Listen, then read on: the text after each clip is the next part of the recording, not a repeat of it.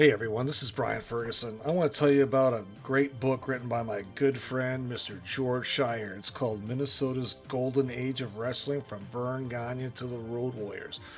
George dives deep into the golden age of wrestling, starting with the 1950s, talking about Lou Thez, Vern Gagne, Wilbur Schneider, and many others, and goes all the way deep into the AWA and into the 1980s, ending with the tag team domination of the Road Warriors. Now, this book includes photos of George's personal collection, as well as programs and sports facts that was published for many years.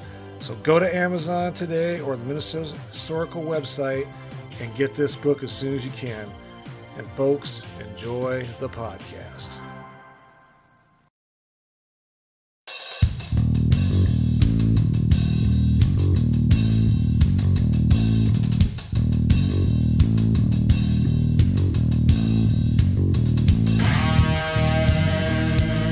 Welcome to another edition of Bumps and Thumps, the talk of wrestling. I'm Brian Ferguson. Today, my guest, returning guest, frequent flyer, whatever you want to call him. He is the historian, as we like to call him, the world's most dangerous pro wrestling historian. I want to welcome back Mr. George Schire. Here we go. George, how we doing?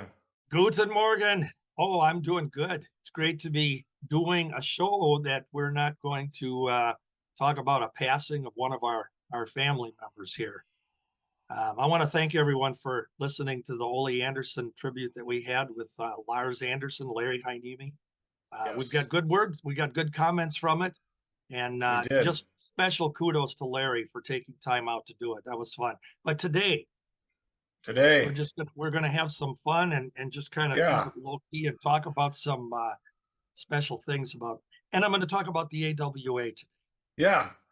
Well, our subject today is going to be on Feuds, which is an integral part of the business. You got to have a good guy, bad guy, duking it out, if you will, or teams or fashions, whatever you want to call it, to be successful. And so we're going to talk about some big ones here today. Some, hopefully well-known ones, particularly in the AWA. You know, the AWA is near and dear to your heart and mine. You know, it's a special place, you know, a different era for you than me, but however, I would consider what you were in was the golden era. You know, the 60s, 70s. I was more of the late 70s into the 80s guy. But you saw a lot. I did see a lot, and I want to talk about that. So I want kind of your perspective on Feuds, kind of what it means to the business, George, and some of your more well-known ones to you that really stick out in your mind, if you would. Well, you know, Brian, I think you put it. I think you put it really nicely when you said that feuds are kind of what makes a territory go. You mentioned the good guy and the bad guy. I don't think we'd have to convince anyone of modern day wrestling that if you were to look back at the old days, what I call the old days, the 60s, the 70s, the very early 80s, it was more defined. It was very easy to tell the good guy and the bad guy. You know, that old white hat, black hat perspective. And the fans could determine right away who they were going to boo and who they were going to cheer. And we know that, you know, in today's wrestling, today's world, that's clouded today. Mm-hmm. Just in society as a general, it's crowded. Who's good and who's bad? It's no longer white hat, black hat. Sometimes they're down the middle. Sometimes they're both bad. It's a more complicated thing, and wrestling is that way too. But man, I tell you what, in my era, in this AWA, boy, you know, the wrestling territories, they had to present an episodic soap opera, ongoing wrestling story each week. Some of them promoted weekly, and the AWA did promote Yeah. weekly and then bi-weekly in the 60s into the early 70s. Yeah. So in a particular town, you would have a weekly show or an every other week show. And it's tough, when you're doing that, because you have to hopefully draw the fans in. And I always go back to what Vern Gagne told me many years ago. He said, we do a TV show, we have the wrestlers do their thing, we encourage them, Marty's out there, run, don't walk, get your tickets. But he Yeah. said, once we get them in their seats at the arena, then we have to give all of those fans a reason to want to come back. Yeah. And one of the things that I always find interesting about fans, they'll say, well, they had these screw job finishes, and they didn't give the fans what they wanted. They wanted so and so to win, and they had him get disqualified, or they had some goofy, they viewed the tapes and the title wasn't changed. And those fans don't realize that those were the things Mhm. that pulled those fans back in. Yeah. And I look at the I'm being facetious, but the 700 times I saw Nick Bockwinkel wrestle Billy Robinson, Yes. I saw them in singles matches. I want to say about maybe 75 to 100 times, different matches, and then they Yeah. battled in tag bouts too. But those singles Yeah. matches, and with the fans, every fan that left the arena on any one of those matches, they left believing that Billy was the better guy. They Mhm. left the ring, or they left the arena frustrated that Nick Bockwinkel, tossed him over the top rope, or Bobby Heenan interfered, or the Yeah. referee didn't see the foreign object, Yeah. or didn't see, he was knocked out when Billy had the 20 count on Nick, and nobody, Yeah. the ref wasn't there.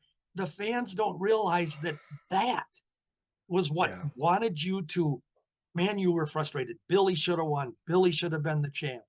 Yeah. And if he's going to get another shot, they're going to buy another ticket. Yeah. That's what it was all about. And that was the beauty of it.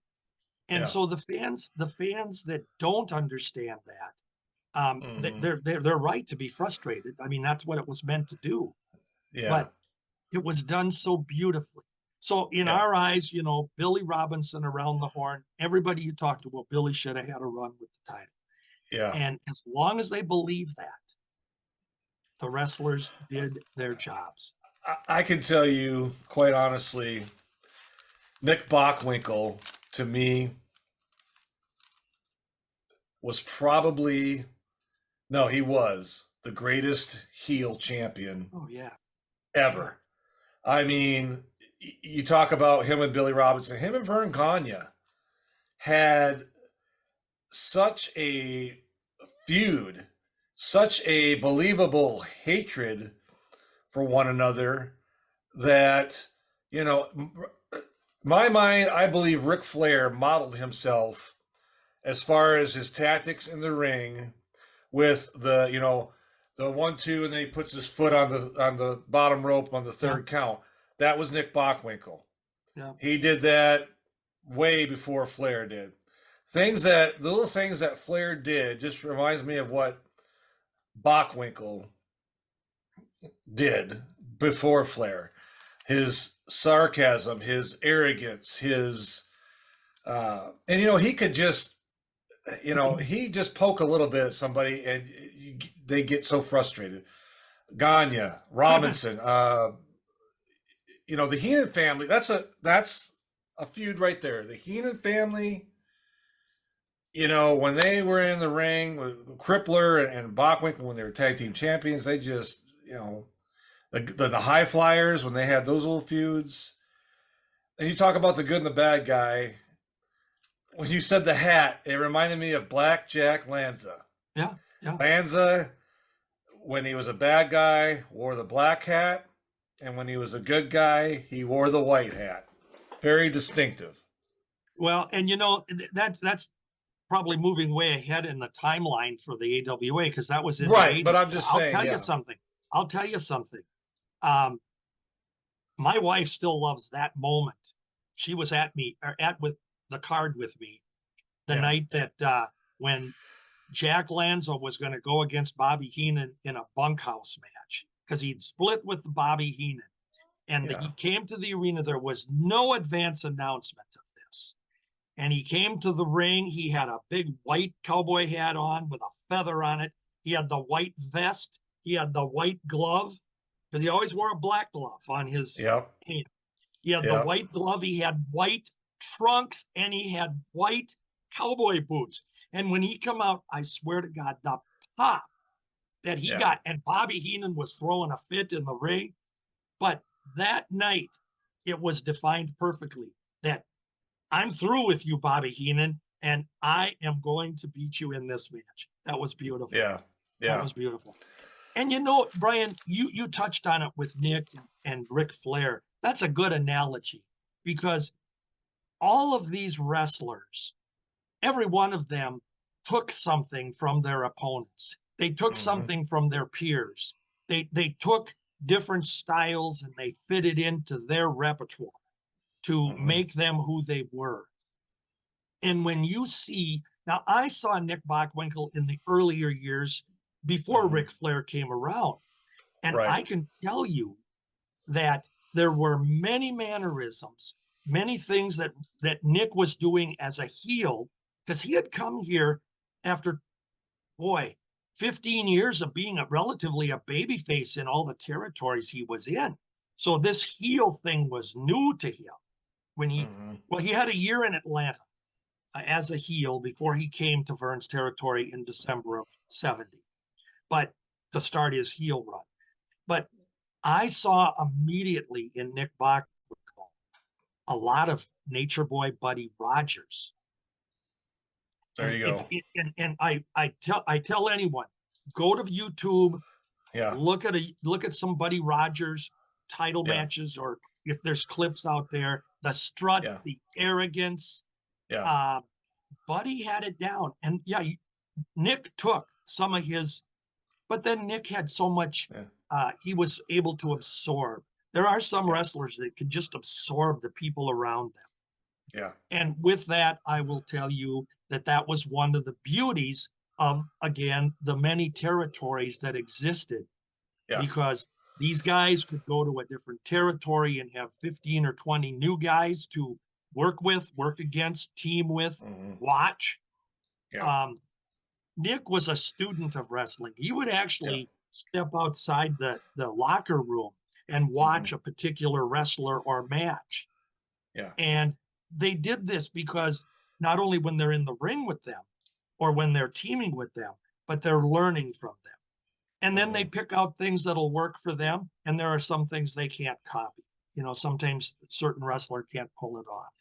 Yeah. So that was a very good analogy that you made with Ric Flair, because Rick came through Vern's camp. Yep. And Rick had his first year and a half here in the AWA. You go back and you look at the old 60s or early 70s results, and Rick was losing to people, you know, on the card. But he was being. Attention WFIA members, you're not going to want to miss this one. The 2024 WFIA Virtual Convention will be this fall from September 13th through 15th online. We're going to have the world's strongest man, Ken Patera, the world's most dangerous announcer, Gary Michael Capetta, and many more. Folks, you don't want to miss this one. Tickets and prices will be out soon. So keep looking online at the WFIA.org website and our Facebook page and watch and register as soon as you can. You must be a WFIA member to be a part of the convention. So go to WFIA.org and become a member today. Train.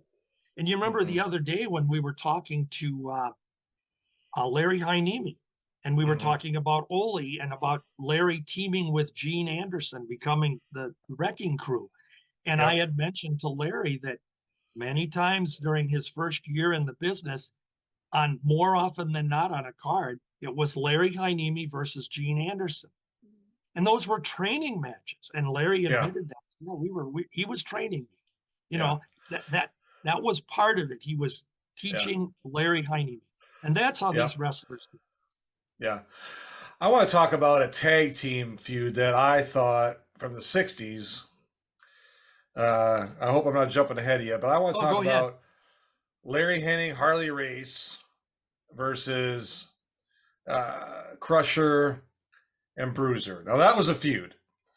Yes. Um, I wasn't around then, but I've watched, like you said, the YouTube videos, some of the promos they did, called them the Dollies. And talk to us about that, George. What was that like? That your emotions, your as a fan going in there, like talk to us about that if you would. Well, the thing you have to also realize about pro wrestling and Vern Gagne, regardless of what people saw of him in the last 5 years of the business of the company in the 80s, if you go back to the 60s, his territory, he knew how better than anyone else at the time. And he had Wally Carbo with him, and they knew how to start a program between two guys or two tag teams and make it so that it's going to draw money. And of course, you got to have the right talent. Mm-hmm. When you, you always have to start with a slow burn. The feud just doesn't start. Let's just put two guys in the ring and let them work. I mean, rarely that could work and Right. involve into something else. But generally, you had to move it along with baby steps. So in the Hennigan Race Crusher Bruiser thing that you mentioned, first of all, you had Larry Hennig, who had been turning a heel for about a year before he hooked up with Harley Race. We had seen Larry evolve from the trainee from Vern Gagne in the early years of the 60s and becoming more aggressive because he was a bigger dude. He wasn't a Gagne built type guy Right. physically. And Vern Gagne's style was never going to fit Larry Hennig. It's just, that was it. And so you had the natural there for the starters where Larry would turn on his trainer because I'm better than he is. He's older, I'm younger, and I'm going to beat him. So that was a natural. But by the time Right. we got to Harley Race, Harley was 21 years old. And you think about this, in 1964, Harley Race comes in here. Larry, by his own admission, he talked to me, and he also wrote this in my book, one of the AWA results books. Mm-hmm. He said that he went to Wally Carbo and Vern, and he said, "Give me that kid Harley." Now he had seen Harley in Amarillo when Mm-hmm. Harley had went down there, and Larry had went down there, and he was working as a heel a little bit down there in '63 into the early part of '64, and he had met Harley. But he said, "Give me Harley, let me work with him. I like this kid." That was an experiment Mm-hmm. because Harley was 21 years old. Larry at the time was, I think there was about a 5 year, 6 year difference in their age. So Larry was, 25, 26, 7, whatever he was. And they have this team. But they worked it out so well because it was a slow build with Larry and Harley that they were going to team up and they would come out and boast. And right away he was, "I'm no longer just Larry Hennig, I'm pretty boy Larry Hennig." And he comes in with handsome Harley Race. Well, as simple as that little gimmick is, you think about it when you're watching on TV and you Yeah. got these two prima donnas on there talking about how pretty they are. I'm handsome. And Harley, he was honing his interview skills, but he was so good when he'd come out and he'd look at Marty O'Neill and he'd say, "They're going to build a monument. We're going to be the greatest tag team in the history of wrestling. And it's going to be handsome Harley Race and pretty boy Larry Hennig." And they would insult the fans. You Mm-hmm. ladies out there watching, that you're looking at our bodies, and all you've got sitting next to you is that big fat guy eating potato chips with a beer in his hand. And, Yeah. does that, and it's so simple, but it works. And so we have 4 months, October of '64 to December of the year. Hennigan Race, they give them a decent push. They're beating little babyface teams here and there. They ended up in a feud with Vern Gagne, Reggie Parks. Yeah. And Vern wasn't champion at that time. He was just kind of working some tag bouts with Reggie Parks, and they have this three card battle. Well, what happens is during the course of this 3 months or 4 months, Hennig and Race are saying they want a shot at the tag team championship. They want to be the tag team champions. The problem was, and this was behind the scenes promotional teasing the fans. Yeah. The promoters would come out, Wally Carbo. He'd come out and say, well, we don't know where the Crusher is, because Crusher lost a loser leave the AWA match to Vern back in August or October of 64. Mm-hmm. So he was nowhere to be found, but he held half of the title with the Bruiser. So Hennig and Race are always saying, we want to wrestle him and we're going to beat him. But remember, Crusher and Bruiser were heels. Yeah, that's And right. Yeah. And the beauty of it is they get in this feud, Hennig and Race, they get in this feud with Parks and Gagne. And in the third match of their series of matches, Wilbur Snyder was on the card. And Wilbur Snyder came out during their tag team match. And he was basically going to second or just watch Gagne and Parks. And it was well known that Wilbur and Vern were longtime buddies. Yep. So there's Wilbur Snyder. Well, during the course of the match, Hennig and Race are doing their usual behind the referee's back, every illegal thing they could do. And Wilbur Snyder got up to the ring and started pointing to the referee that he did, Harley did this or that. Before you know it, Wilbur got into it, and Hennig and Race actually lost the match by disqualification. They were upset. They figured Snyder put his nose into their business, and they boasted. If he wants to put his nose in our business, get a partner. Why doesn't he join Gagne and Parks, and we'll take him on? We'll find a partner. And they tease the fans. Yeah. None of your business who our partner's going to be. So it went on for 2 weeks. All of a sudden, they're boasting and they're bragging. We pulled a coup. We have the greatest partner in the world. One half of the world tag team champions, Dick the Bruiser. Now you tell us who's got the better team, Gagne, Parks, and Snyder. That's their buildup. During the course of that match, Hennig and Race, and I was there. I got the program, and God, that's one of my most vivid memories. Yeah. Hennig and Race would tag in and tag out, and they wouldn't tag to the Bruiser. And the Bruiser's prancing on the side of the ring, holding the tag rope. Every time he tried to get in, the referee would get him out because he can't come in illegally. And he's prancing, and Hennig and Race are back and forth in the ring. This went on for the first 2 falls. And in the third fall, so that the teams had split a fall. And in the third fall, Bruiser had enough. He comes into the ring, pushes the referee, takes Hennig, takes Race by the hair, and slams their heads together. Larry Hennig goes flipping out of the ring onto the floor. Harley Race gets pinned 1, 2, 3 by the Gagne Park Snyder team, and the Bruiser leaves the ring, just walks off. Oh my God, you talk about heat. Okay. Yeah. So the following week on TV, Hennig and Race, they sold it so well, and they were so good. That Benedict, and this is all what they did, that Benedict Arnold, that Judas, we gave him the opportunity to team with the greatest tag team in the world, and he stabbed us in the back. We want him. We want him in a match. And Carbo comes out, well, I don't know where the Crusher is. Then Bruiser comes out.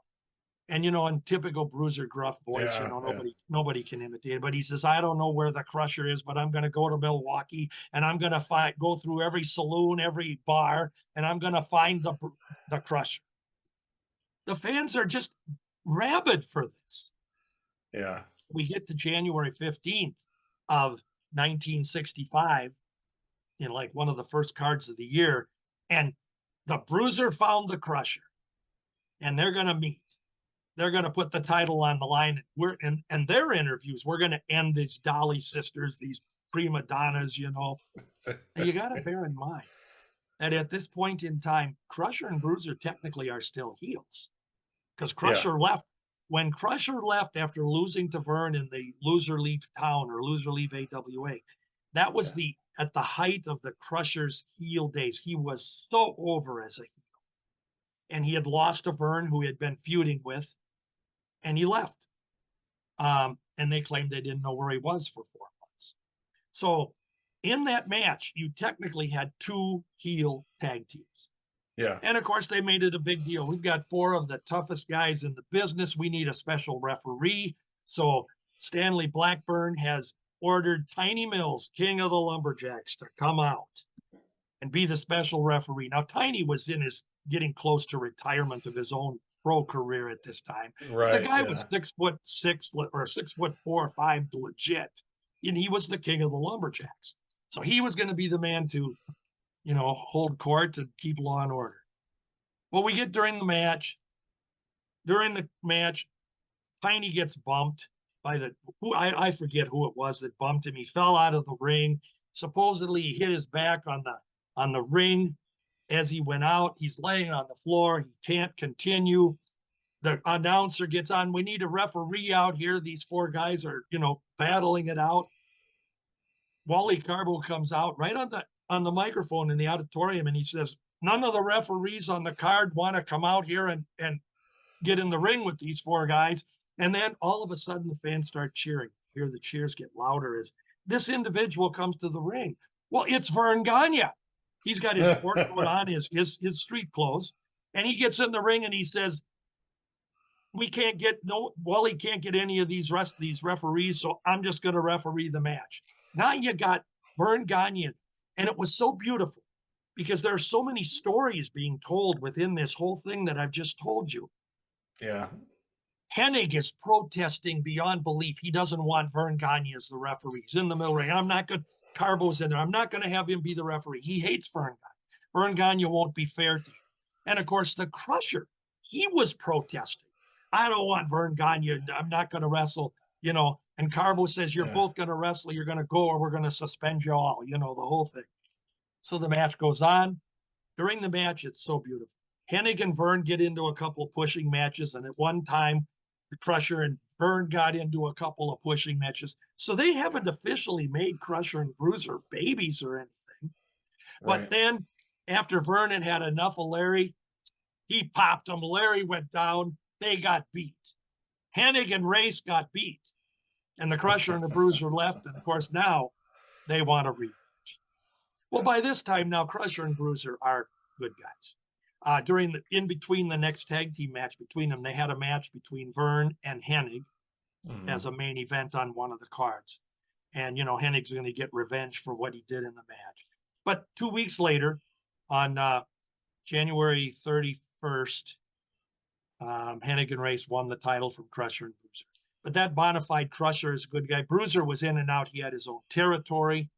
Fans that don't know, he was running the World Wrestling Association in Indianapolis, and he was going to be gone. But Crusher started teaming with other wrestlers, and the feud with him and Hennig and Race in July of '65, Bruiser wasn't available, so he said, I'm gonna pull my own surprise, and Crusher comes out and brings Vern Gagne. And of course, you've got the beauty in the story. How can Vern and how can Crusher coexist?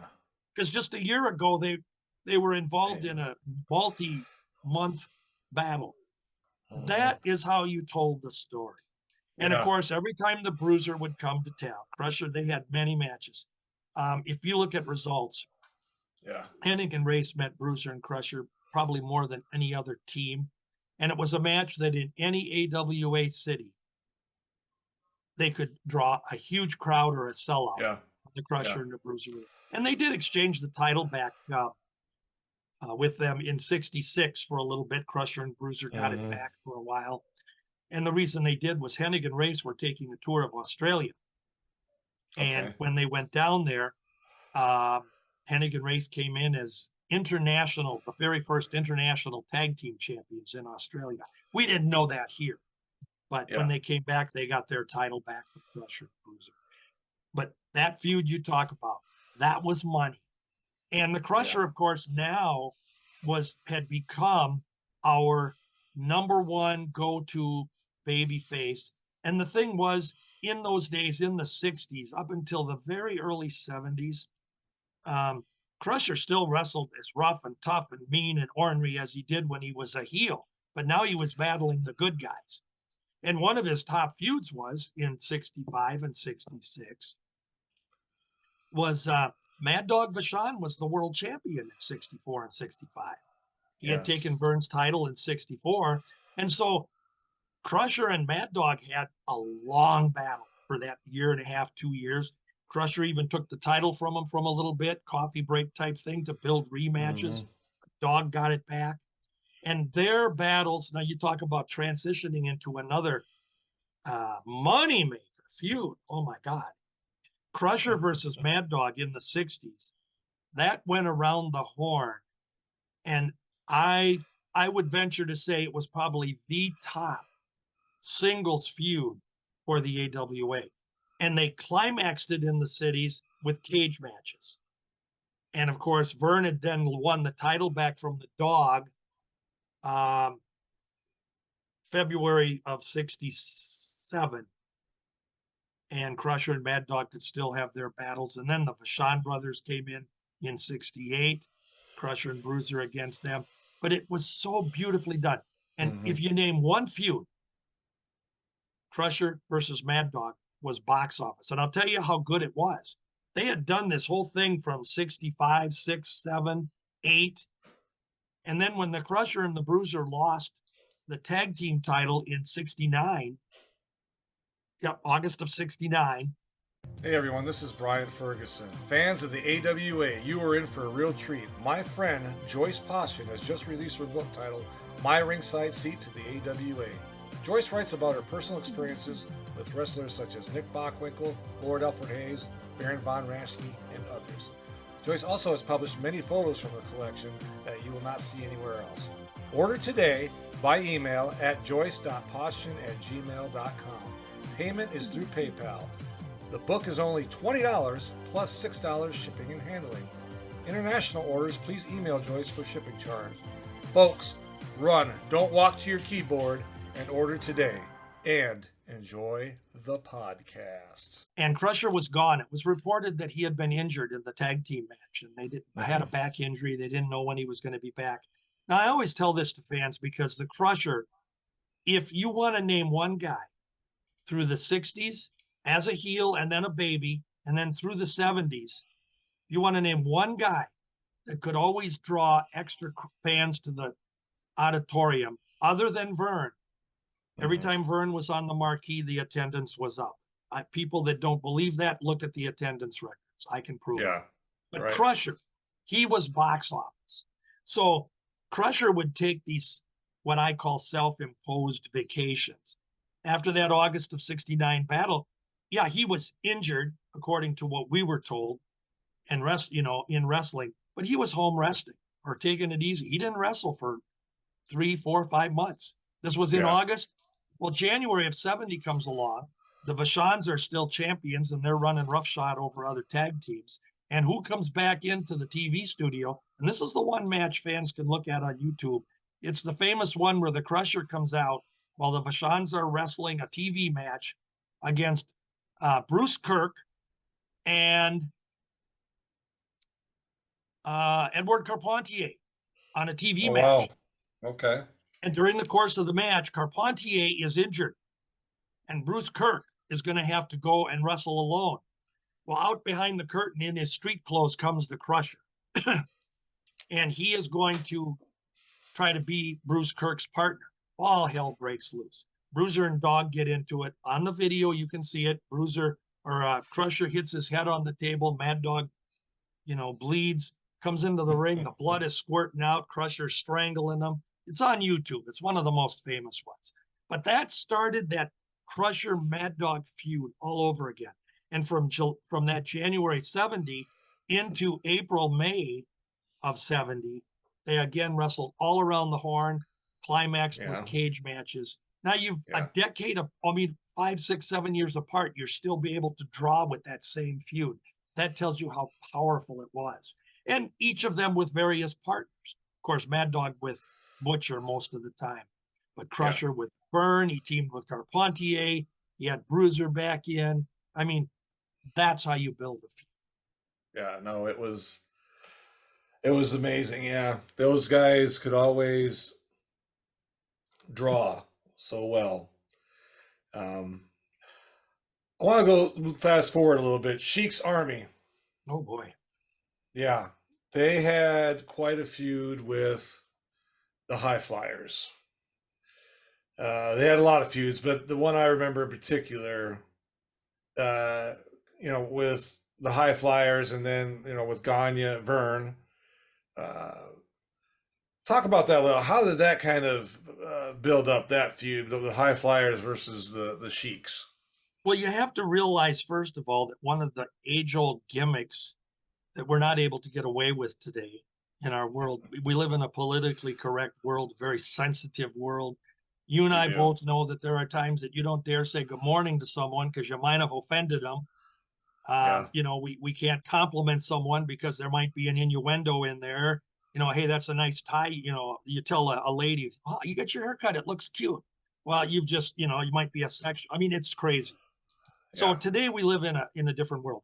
But back then, oh man, especially with the foreigners in wrestling. And we've talked about this. After World War II, we had evil Germans, we had the hated Japanese, and we had the evil Russians, and we had, any country other than the United States, they were bad guys. They were evil. So you got the Sheik. Um, and that's one of the greatest gimmicks that Vern ever came up with. You have to remember Mhm. that Adnan Casey, and some fans won't know this, but he had been in the business since about 1960. He had wrestled a lot early in his career as Adnan Casey. He was an Olympic wrestler out of Iraq, legit. Um, Mhm. and he wrestled mostly as a baby face, just Adnan Casey. There was no evil country atone to his persona. And then a lot of the times he wrestled as Billy White Wolf, Yep. a Native American, an Indian star, Billy White. And he was a good guy. They never made it was interesting because pro wrestling never made Indians bad guys. Even though if you watch westerns on TV, it Yeah. usually was the cowboys versus the Indians. Yeah. But Yeah. wrestling was always pretty good about that. They never had the Indians as bad guys, with probably the rarest of exception. There might be something out there that it's not coming to me. So Billy Right. White Wolf was a good guy, very popular. He was in the Pacific Northwest. He was in Texas, and he was in the WWF at the time as Billy White Wolf all along the way. Vern wanted to bring him in 1980 into the AWA, Hmm. but Vern didn't want another Indian. He had Wahoo McDaniel, he had Billy Red Cloud. He didn't want an Indian, Native American. And Vern came up with the idea, let's go with an Iraqi sheik. Adnan jumped on it. And we don't have to even say how good he was in that evil character. Yeah. He was always going to take down the Americans. The Iraqis were better. All the harems that he had and the jewels, and he bragged about his association with Saddam Hussein. Yeah. That was an evil time because Hussein was really our enemy at that point in time. So Hmm. Vern created that. Now the beauty of it is that at first he was just Sheikh Adnan Al Casey, and he was here to take the title back to Iraq. Um, Fans, some will remember that when Vern retired in 1981, without putting an elimination series in place, after he retired, the title just reverted back to the former champion, Nick Bockwinkel. And I will agree with you that that wasn't a popular decision with fans. Everybody Yeah. will tell you they should have had an elimination match or they could have Hmm. held a tournament. And Blackburn says, no, it would take too long. We've got championship matches scheduled around the country. And so Nick, by his past record, okay. Well, the fans were unhappy. So Vern did a genius thing, and we've talked about this. He Hmm. put Nick against the Sheik, with the Yes. Sheik saying, I'm going to take the title back to Iraq. I'm going to leave America and you're never going to get me back on American soil. Well, for that brief time, the fans aligned themselves with Nick because he was America, regardless of who Nick Bockwinkel. And then another genius thing was they got Bobby Heenan out of the equation because I don't know if that would have been enough to sway Nick to be the heel versus the Sheik. I don't know. But the Sheik attacked Bobby Heenan in the match, bloodied him up. Heenan was gone. The fans were cheering for Nick. Nick was still a heel, but he was American. And I was there. We heard USA, USA, USA. Well, they had that series of matches. There were 4 in each city around the AWA horn. By the time that was done, the Sheik was disposed. He didn't get the title. And they had him get involved in another match with Baron von Raschke at the time. And Baron had come back to be a special referee for one of their matches with Nick. And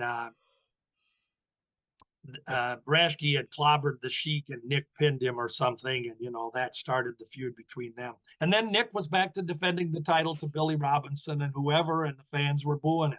So it was so genius the way it was handled because it could have very easily turned into Nick being a baby, which they didn't want to do. Right. But now they had forgotten that Vern Gagne gave the title back to him, or he got it without wrestling for it. But there you got the Sheik who's so mean. Hello, everyone. This is Brian Ferguson, the host of Bumps and Thumps, the talk of wrestling. I want to tell you about a new podcast out called Feuds Count Anywhere.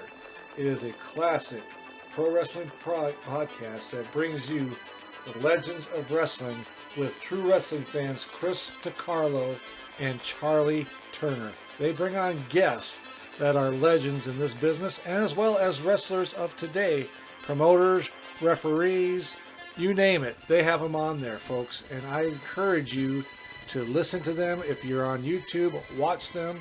They drop every Saturday. They have their podcast. They drop it in the afternoon. So look forward to that podcast coming out. Feuds Count Anywhere podcast with Chris DiCarlo and Charlie Turner. Folks, you will not be disappointed. I guarantee it. And enjoy the podcast.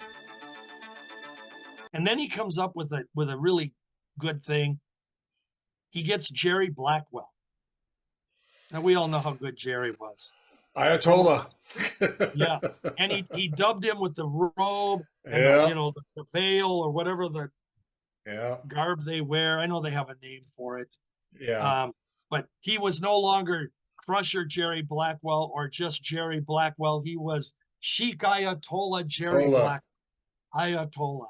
And Jerry, I'm giving you all the harem and the gold and perfect. And then again, you got this American wrestler aligning with the Sheik. So that was the beginning of that. Well, then the Sheik got injured, had a broken arm. He had the broken arm. Yeah. And he had to get a partner for Ayatollah Blackwell. And he pulls off something. This is where you want to play with fans' emotions. You want to drag them into a story. He goes to Bobby Heenan. Now, even though Ken Patera was a heel in the Bobby Heenan family, he was still an American wrestler. He was an Olympic strongman. He had gold and silver medals, legit from the Olympics. And the Sheik come in and offered to buy Ken Patera from Bobby Heenan. And this is a segment, and I think it's on YouTube. Yeah. He comes out with a suitcase, the Sheik, with $250,000 for Bobby Heenan to buy Ken Patera. And he has another suitcase with $250,000 that he's going to give to Patera to join him. Oh, my God. Ken Patera, you're not going to do this. You're not going to turn on your country. And Patera sold it. What did the country ever do for me? I'm out here beaten and getting beat, and I'm going to go and take the money. You got to take it when it's given to you. And he goes with the Sheik, and now he gets the robe, and he's Lawrence of Arabia. Ken Patera. Remember that? Yeah, I do. Bobby Heenan folds his suitcase up. He got $250,000. Now we know all of this. whether we knew it then or now, we know it was all a work. It was Yeah, just a yeah, great way to exchange, put Canyon. So now you had Patera and Blackwell as this Sheik tag team with Adnan as their manager. And yeah, they're all gonna they want to win the title and take the tag team titles back to Iraq. It was always that threat to the fans that they're gonna take the title yeah, and Iraq is gonna get. And then that's where the mom's apple pie high flyers come in. You know, they had been a team now for off and on for about 6 years. They had a hmm, break where Brunzell had went down to Atlanta for a year, but they're the most popular tag team, and they're babies.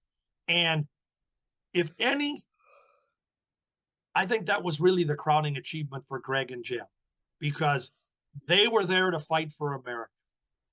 And of course, they ended up losing their title. They were the champs. They lost them to Patera and Blackwell. And now you got the storylines about they're going to leave Patera's or Sheik's team, and Carbo is threatening him, and Blackburn is threatening him. You'll defend the title, or we'll strip you of him. And that is the beauty of a feud. But turning against America, yeah, turning your back on your gold medals, yeah, uh, that made wrestling.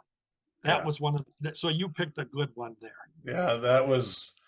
That's when I was 12, 13 years old. That was one of my fondest memories.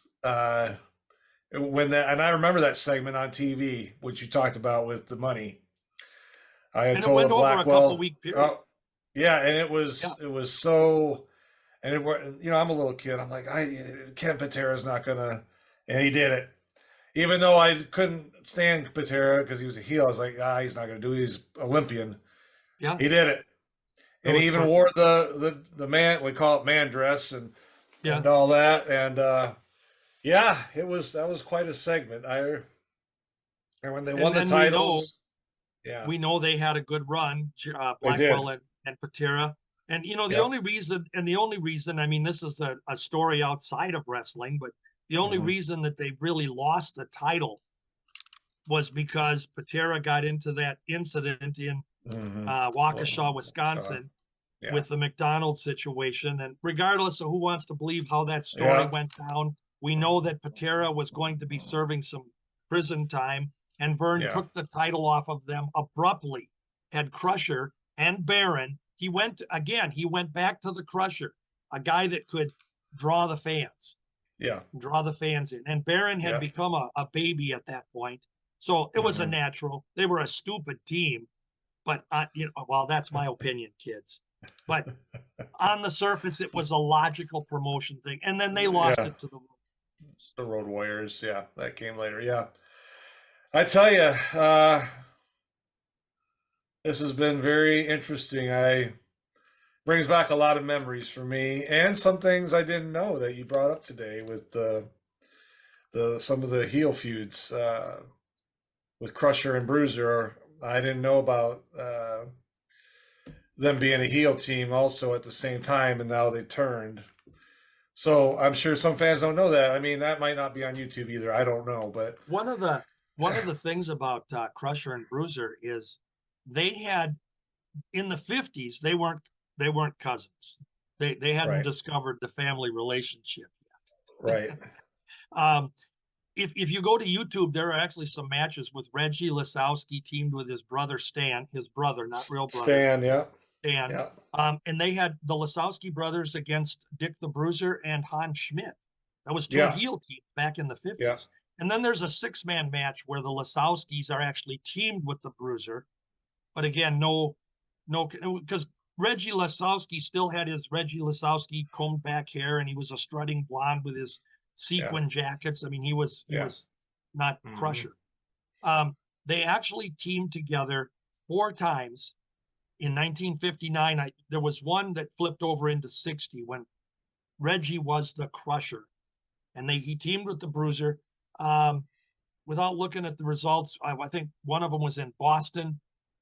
I forget where the other two or three were. but there was Yeah. no connection between cousins or anything like that. There was no ongoing relationship. Yeah. In Yeah. 1963, when the Crusher was at the height of his heel days, um, Vern brought in the Bruiser and teamed him with the Crusher. They were still kind of heels. Well, they were Mhm. heels, and they were going to wrestle against the Kelmakoff brothers, who were the tag team champions at the time. The And Carol Russians. Kelmakoff was going to be leaving. He was going to head south for a little bit, mid south. So they were going to lose. So in their very first match in August of '63, the Crusher and the Bruiser won the tag team title. And it was announced in the program that they now were cousins. That Crusher brought in his cousin Dick the Bruiser, and they Yeah. looked alike. They both had crew cuts Crew at the cuts. time, Yeah. and they were built similar. So they were cousins. So Vern created the cousin gift. Yeah. One more thing I want to talk about before we go. And this is a feud that I did some research on and didn't realize how much it impacted the business. That is Vern Gagne versus Hans Schmidt. That feud, they had quite a battle in the days. This is before the AWA. This is, pre AWA. A little bit in the AWA, but mostly when it was still dominantly, excuse me, NWA. Talk to us about that a little bit, if you could. Yeah. Um, well, most of their program or feud between one another was during the 50s. And we always go back to, as of when the 50s, the early 50s, wrestling was influenced so much by television that Yeah, every town had a local station that would air their wrestling. But the one thing that was popular back then was the Dumont Network, which was yeah. a national hookup out of Chicago.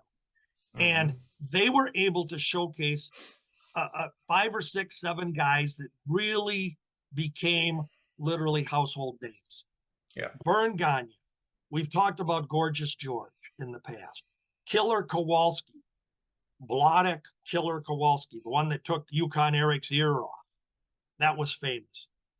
Buddy Rogers, Lou Thez, and Hans Schmidt. Now, that they were a lot of that stablemate for the 50s, that wherever they went in, whatever town, and Vern and all these guys traveled a lot in those days. They hmm, were in Boston one night, in Canada, Montreal the next, and then they'd be down in Oklahoma and so on.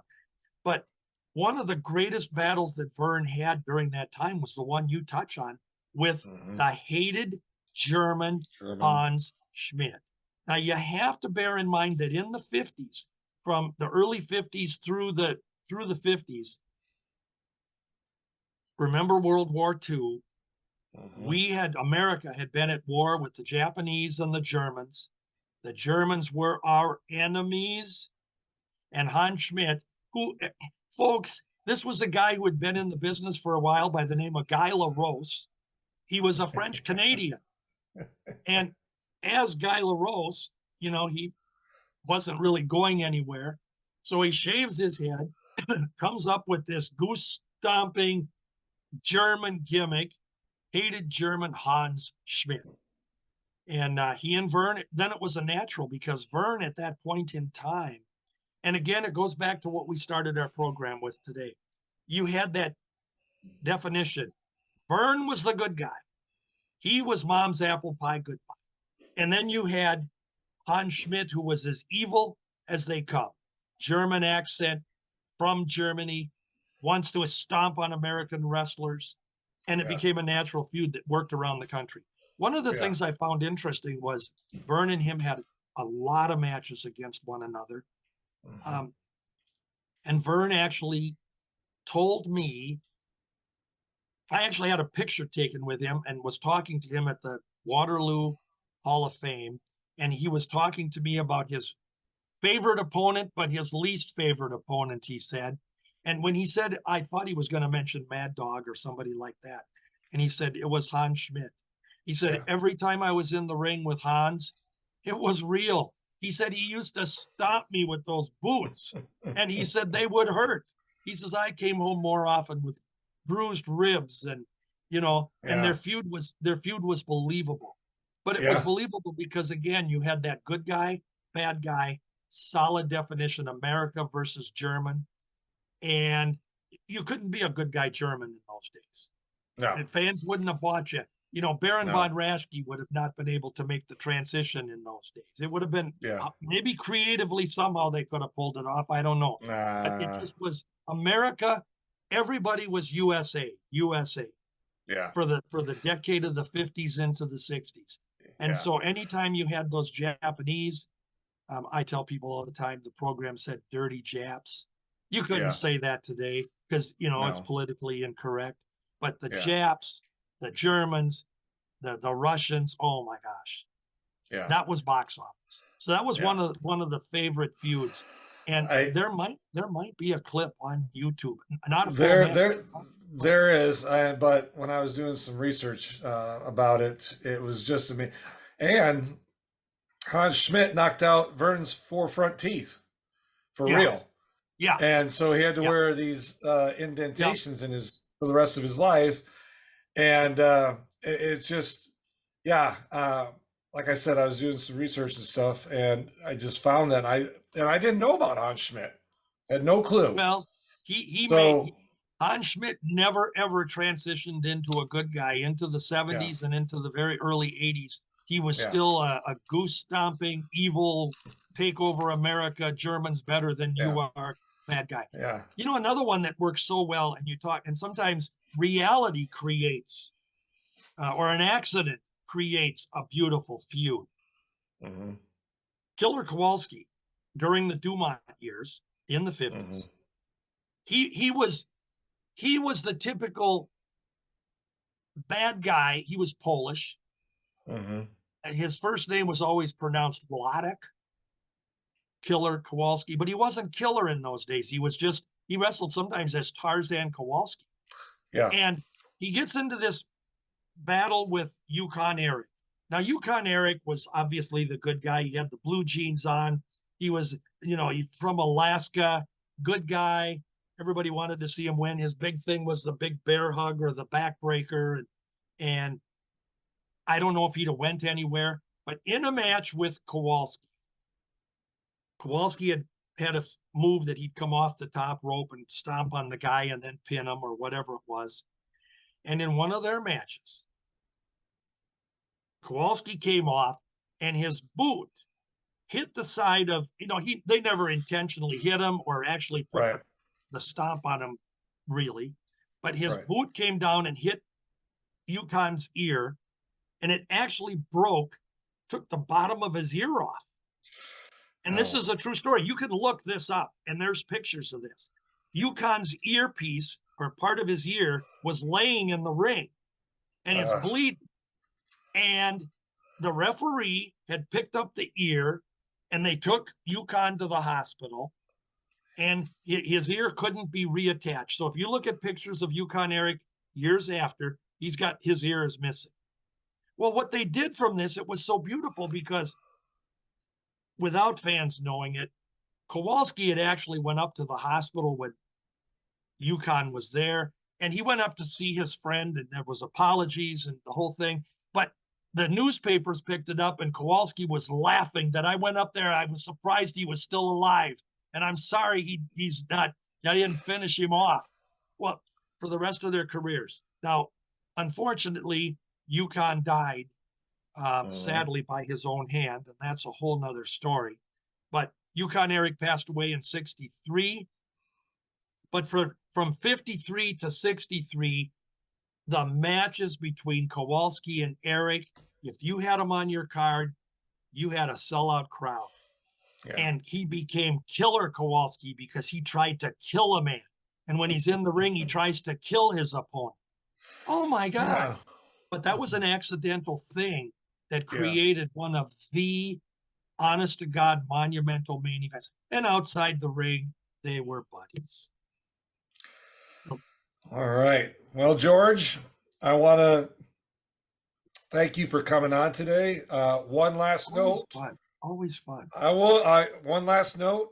If you don't know already, folks, Friend of ours is revamping the promotion WWA, and Mr. George Schire is the president of the WWA. He is part of the world's most dangerous wrestling promotion. So that makes him the world's most dangerous wrestling president. Oh boy. Well, So, yes, Brad- congratulations. Brad Drake approached me and he offered me the Stanley Blackburn position. Yeah. And so I'm going to see that WWA wrestling is in tone, and we don't have to level any fines and suspensions. But if we do, we will. How's that sound? That sounds good. The rule of law, right? Right.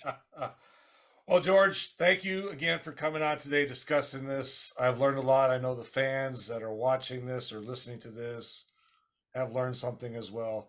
Always good to have you on here. Thank you very much. Appreciate it. I always enjoy it, Brian.